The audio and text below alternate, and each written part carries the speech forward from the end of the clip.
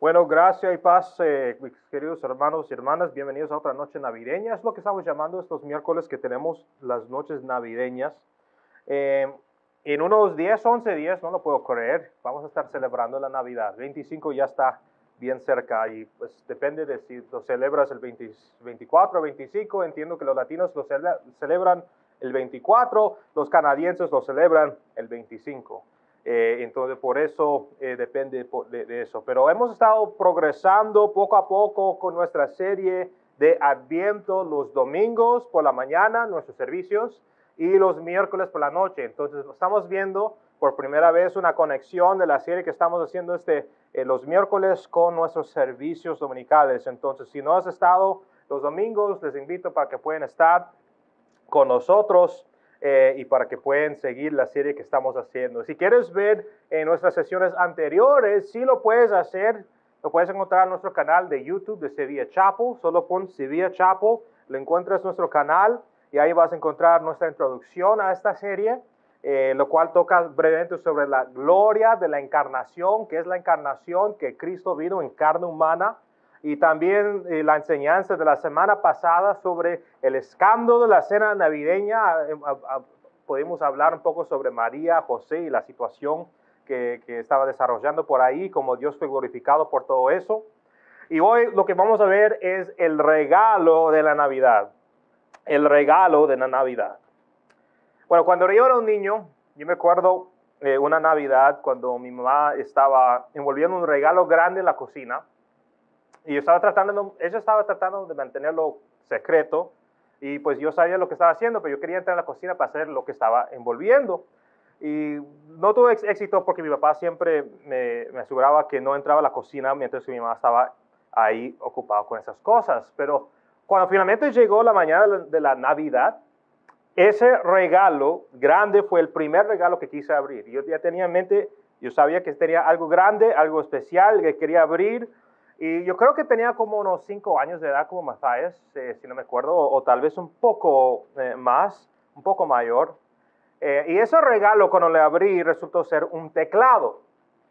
Y recuerdo lo que dijo mi padre cuando me vio sonreír. Dijo, es de Papá Noel. Como muchos papás lo dicen, ¿no? Esto es de Papá Noel. Papá Noel te trajo este regalo. Y mi mamá en este tiempo ya era cristiana, le corrigió bien rápidamente en ese mismo momento y dijo que no querían contarme historias falsas y que el regalo era de ellos y del fruto de su trabajo duro durante la semana. Bueno, desde que era un niño chiquito me enseñaron que Santa realmente no existía. Y tal vez para todos ustedes, si tienen hijos o nietos, tampoco entretienen esa fantasía. Pero gracias a mi educación temprana, gracias a lo que yo aprendí, yo iba por mi escuela diciendo a todos los niños que Santa no es real y que todo era una fantasía. Y podrías imaginar todos los niños llorando porque parece que todo lo que sabían de Santa era una mentira y las quejas que luego vendrían de sus padres, que cómo puedes decir eso a mi hijo, está bien que no quieres creer en Santa, pero por favor no lo reúnas para los otros niños. Y bueno, pero yo tengo que ser honesto, me hace reír un poco cuando lo pienso y tampoco me arrepiento, porque es la verdad. Pero fue gracias a esa educación temprana que no tuve ningún obstáculo para ver y entender lo que realmente estábamos celebrando. El regalo de Dios a la humanidad, el nacimiento de nuestro Salvador. Y hablando de regalos, si estás familiarizado con los pasajes de Adviento o de Navidad, recordarás que hombres sabios vinieron a visitar a Jesús con regalos. Podrías pensar, ¿qué puedes dar como regalo a aquel que creó todas las cosas? Pero los regalos fueron dados. En primer lugar, porque Él es digno de toda alabanza. Y en segundo lugar, porque esos regalos significaban algo. Nuestro texto para esta noche es Mateo capítulo 2, versículos 1 a 12. Mateo capítulo 2, versículos 1 a 12. Y si tienes tus Biblias, ábreles, déjame saber cuando ya estás ahí, solo tienes que decir un amén. Y vamos a ver lo que dice el texto. Solo déjame saber un amén. Sé que somos una iglesia bautista, pero podemos ser amén como pentecostales, yo creo, ¿no? Mejor, mejor. Mateo capítulo 2, versículos 1 a 12. Amén. Así dice la palabra del Señor. Después de nacer Jesús en Belén de Judea, en tiempos del rey Herodes, unos sabios del oriente llegaron a Jerusalén preguntando, ¿dónde está el rey de los judíos que ha nacido? Porque vimos su estrella en el oriente y lo hemos venido a adorar. Cuando lo oyó el rey Herodes, se turbó y toda Jerusalén con él. Entonces el rey reunió a todos los principales sacerdotes y escribas del pueblo y averiguó de ellos dónde había de nacer el Cristo. Y ellos le dijeron, en Belén de Judea, porque así está escrito por el profeta. Y tú, Belén, tierra de Judá, de ningún modo eres la más pequeña entre los príncipes de Judá, porque de ti saldrá un gobernante que pastoreará a mi pueblo Israel. Entonces Herodes llamó a los sabios en secreto y de ellos determinó el tiempo exacto en que había aparecido la estrella. Y enviándolos a Belén dijo, vayan y busquen con diligencia al niño, y cuando lo encuentren, avísenme para que yo también vaya y lo adore. Después de oír al rey, los sabios se fueron, y la estrella que habían visto en el oriente iba delante de ellos, hasta que llegó y se detuvo sobre el lugar donde estaba el niño. Cuando vieron la estrella, se regocijaron con mucha alegría, y entrando a la casa vieron al niño con su madre María, y postrándose lo adoraron, y abriendo sus tesoros le presentaron obsequios de oro, incienso y mirra. Y habiendo sido advertidos por Dios en sueños que no volverían a Herodes, se fueron para su tierra por otro camino. Bueno, en el Evangelio de Mateo, como hemos visto en nuestra serie de sermones, Mateo primero nos presenta a Jesús como el Cristo, como el Rey prometido. Lo vemos en el primer capítulo. Y luego presenta algunos otros personajes. Después de que nació Jesús, versículo 1, capítulo 2, y después de que los pastores vinieron a visitar a Jesús, los pastores del campo, lo cual veremos el domingo en Lucas capítulo 2, versículos 10 a 11, Mateo nos dice que hombres sabios del oriente habían venido a preguntar acerca de este rey de los judíos.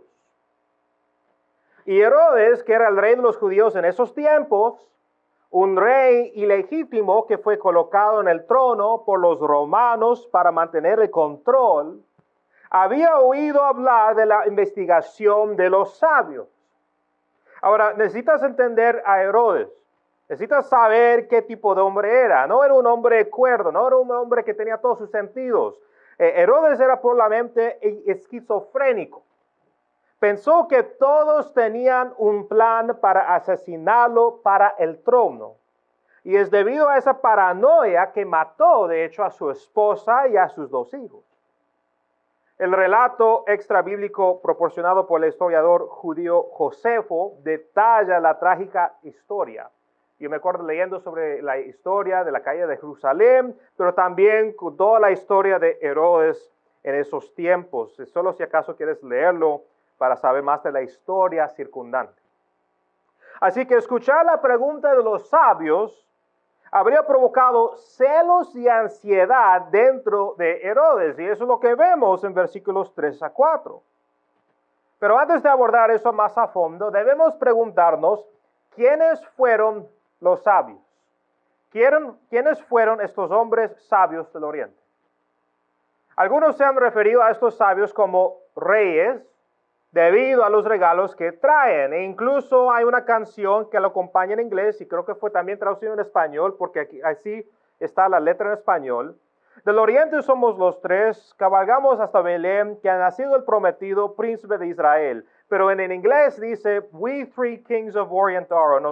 Nosotros 3 reyes del oriente somos. Pero Mateo no se refiere a ellos como reyes. La Biblia no se refiere a ellos como reyes. Los únicos reyes que menciona por título son Herodes y Jesús. Así que desde el principio podemos decir que no son reyes. Ahora, ¿qué dice Mateo acerca de ellos? En versículo 1 dice que estos sabios vinieron del oriente.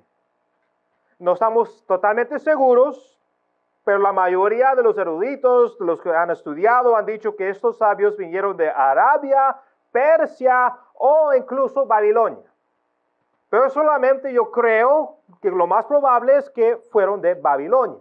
Eran babilonios. ¿Por qué? Porque el título hombres sabios, magus, se encuentra en el libro de Daniel y se usaba a menudo para astrólogos y practicantes de la magia pagana, aunque no exclusivamente la magia.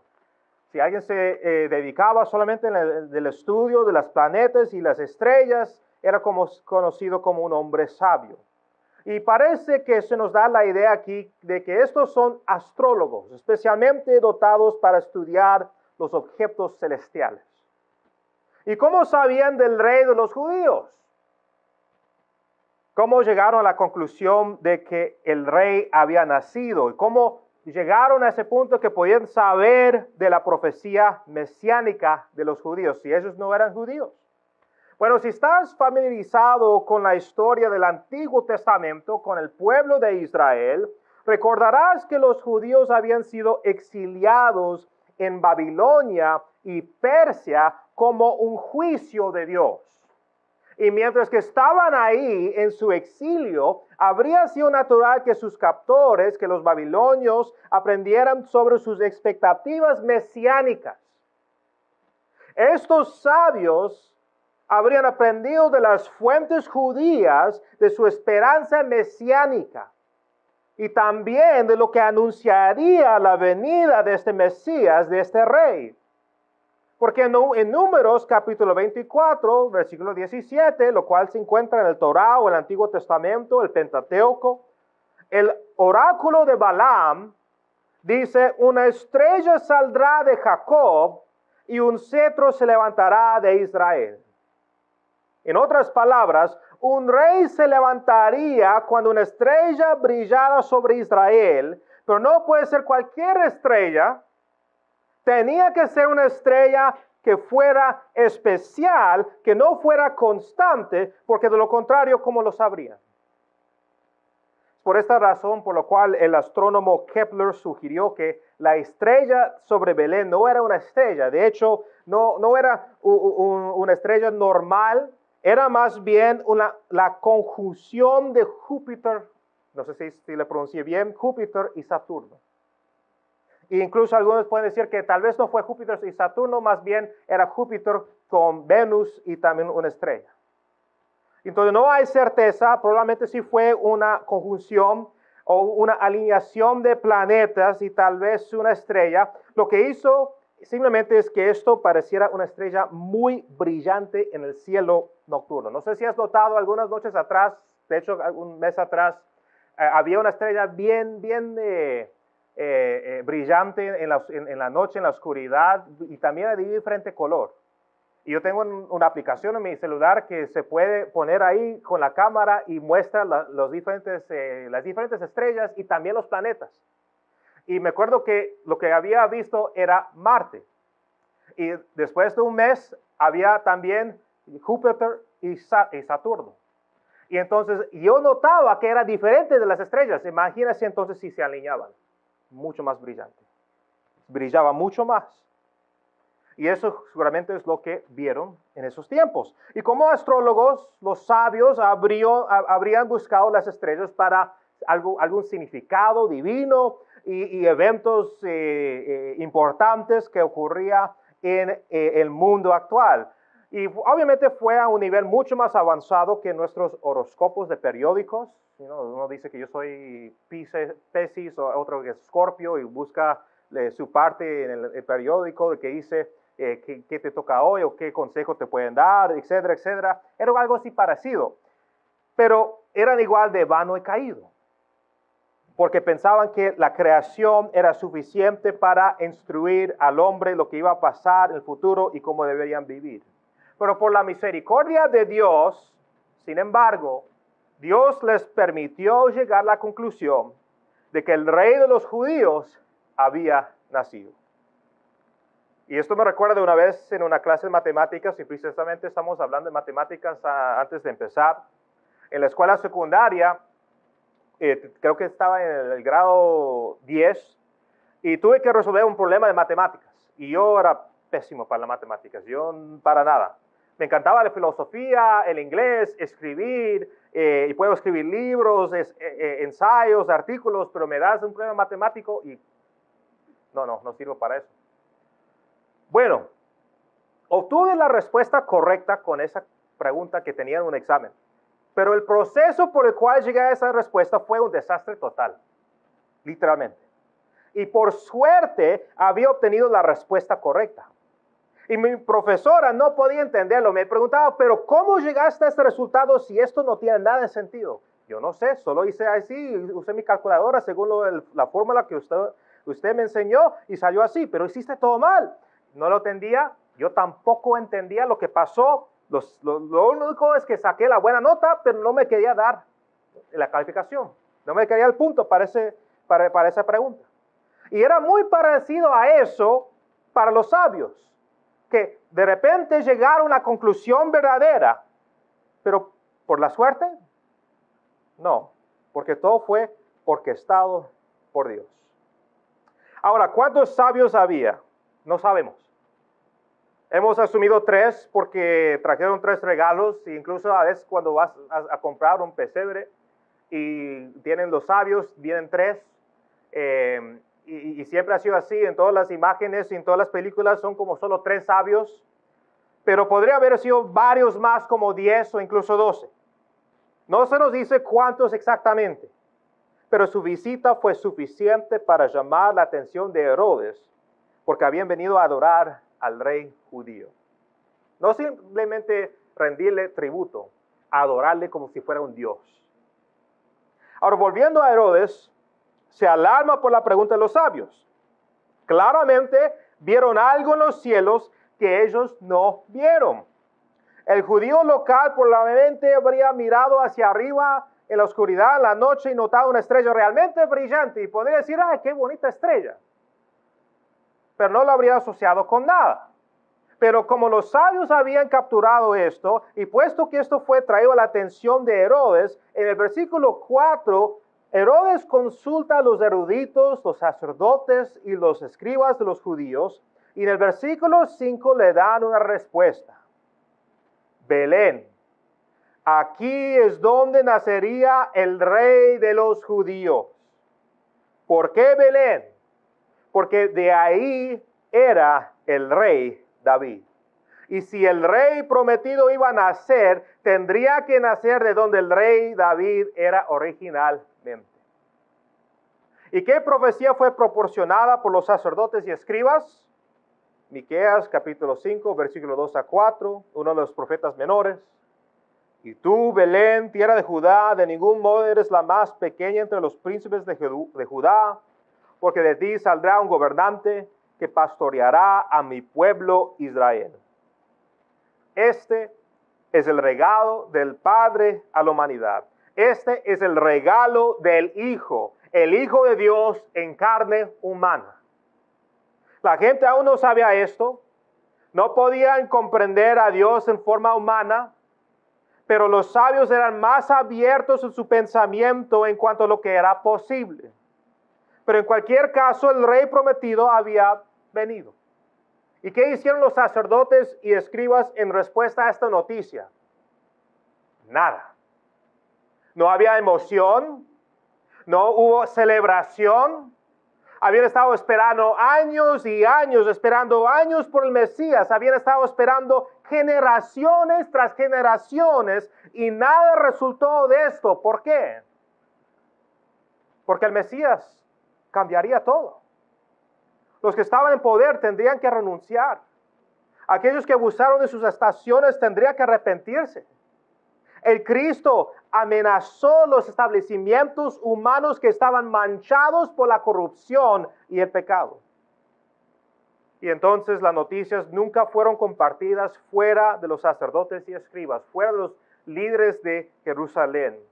Aquellos en autoridad esencialmente habían impedido que las noticias llegaran a la gente. Así que esto permaneció en secreto.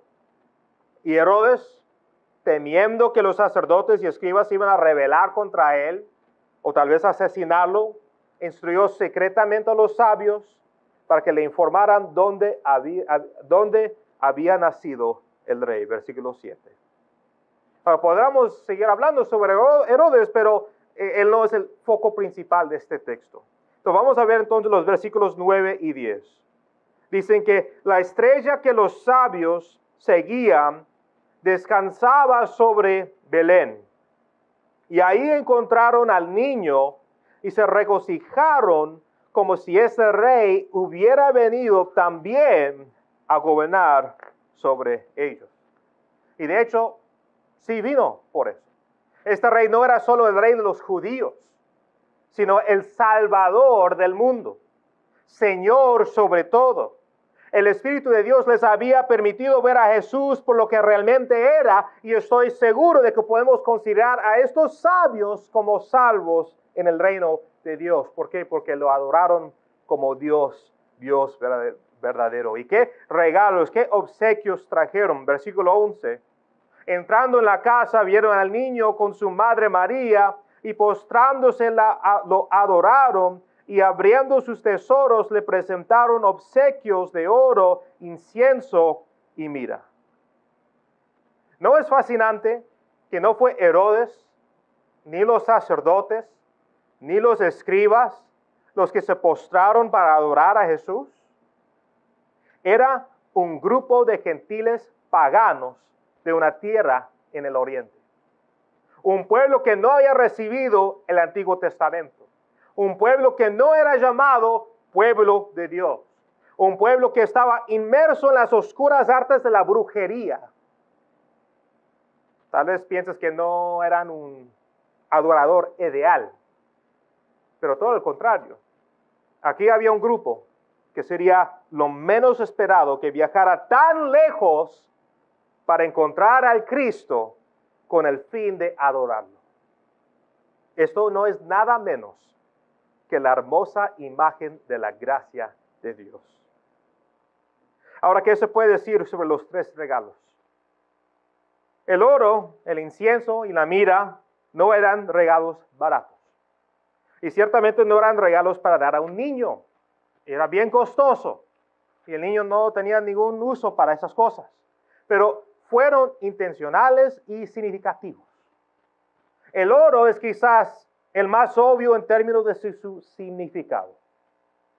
¿Qué metal siempre es asociado con la majestad, con la realidad?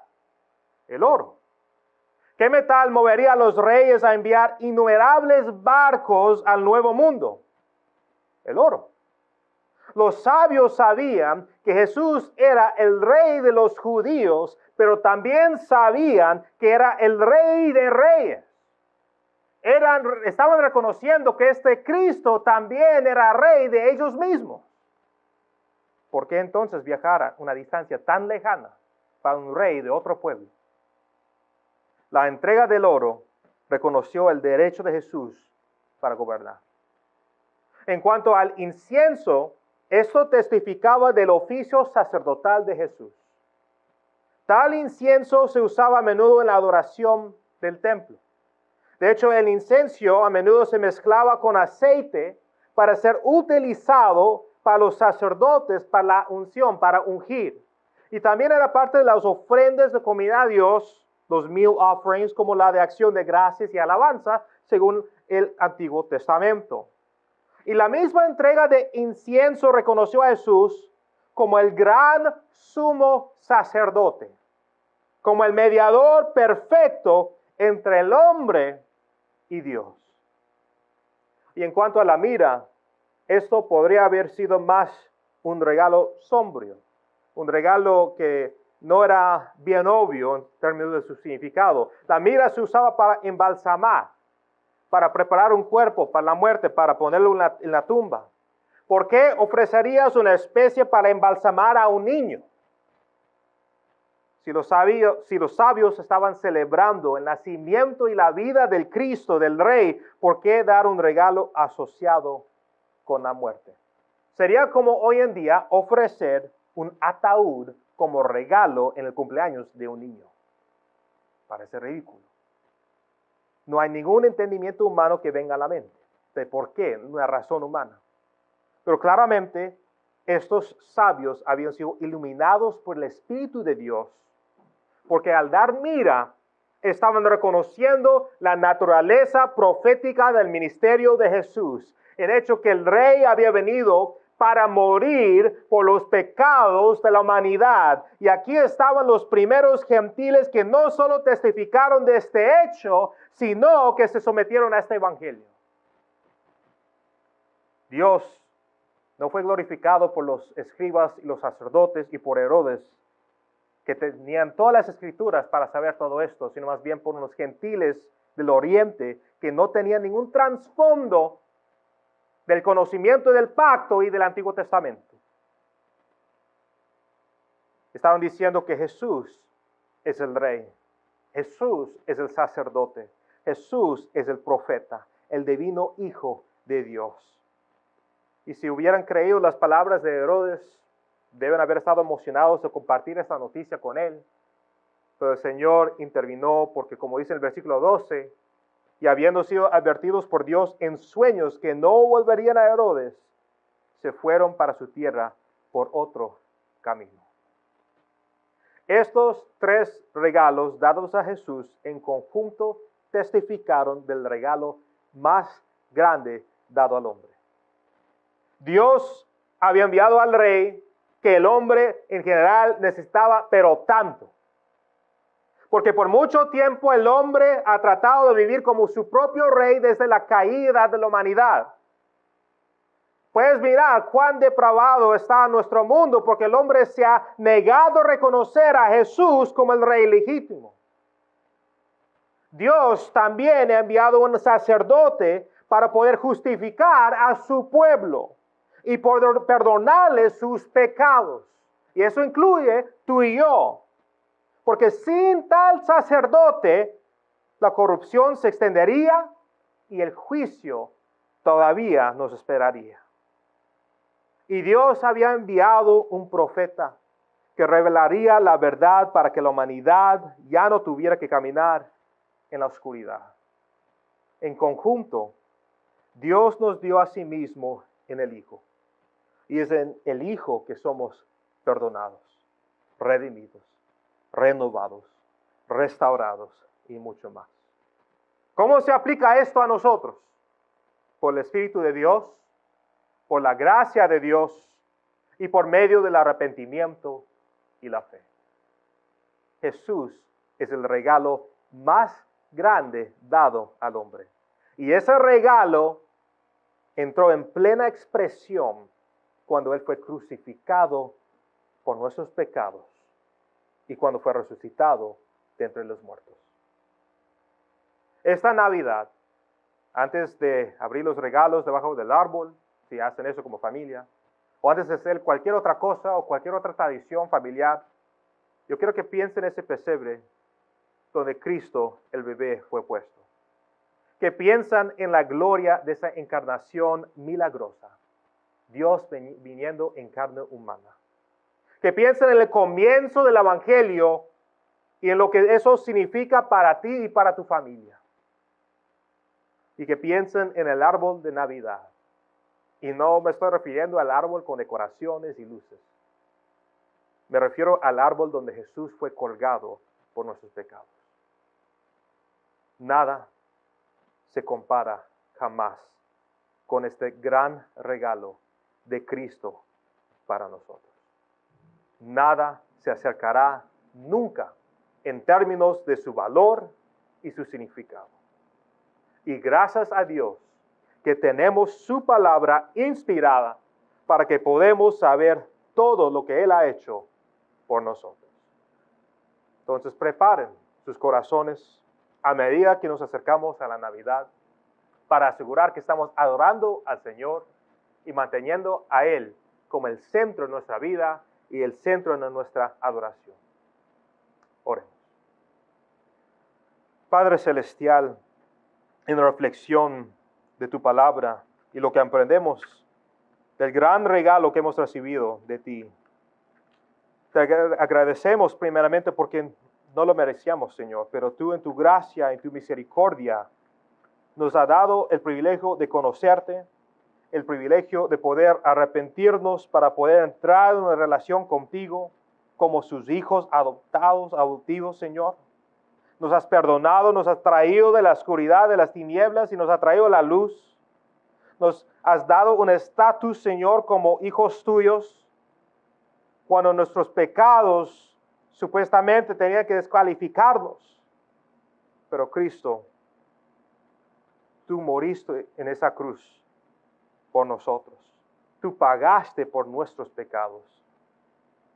Y por eso te decimos gracias. Y con más razón, perdónanos, Señor, por nuestros pecados. Perdónanos por tomar este gran regalo de nuestra salvación, de ti mismo, de tu revelación. Perdónanos, Señor, por tomarlo tan ligeramente, por tomarlo por sentado. Ayúdanos esta temporada de reconocerte por quien eres, adorarte por quien eres y siempre andar en justicia, en verdad. Y cuando, Señor, estamos con espíritus bajos, pasando por momentos difíciles, que no quitamos nuestra mirada de ti. Que tú seas, Señor, el centro de nuestra vida y la fundación para que no podemos entonces caernos y quedarnos totalmente quebrantados, sino más bien apoyado por tu gracia y por tu verdad. Porque tú siempre caminas con nosotros y siempre estás con nosotros. Pedimos, Señor, que nos ayudes a caminar reverentemente delante de ti en toda justicia y humildad. Que tú seas, Señor, la razón de nuestra celebración y que esta Navidad compartimos el regalo más grande que hay, el Evangelio, las buenas nuevas que tenemos en ti y que otros pueden también encontrar esperanza en ese mismo Evangelio. En tu nombre, Jesús, oramos. Amén y amén.